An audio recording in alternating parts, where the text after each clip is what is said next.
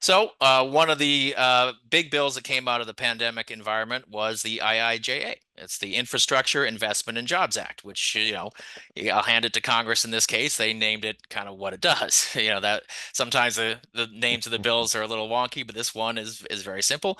Infrastructure Investment and Jobs Act. It was negotiated over a period of a year or so, and for a while was known as Bill, the Bipartisan Infrastructure Law. But the final name was the IIJA.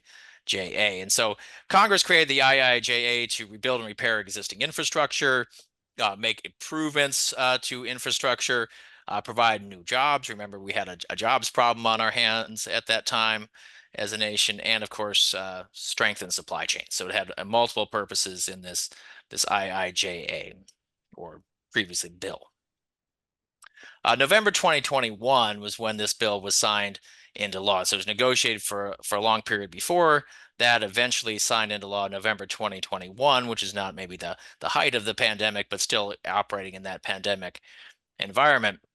It's a massive, massive piece of spending. This bill provides approximately 1.2 trillion, and I know these numbers get so big that we can barely conceptualize them, but 1.2 trillion in total spending, about half of which, a little less than half of which, is new. 550 billion in new federal spending for infrastructure projects. Those projects, whether it's building new infrastructure, repairing, all those sorts of things.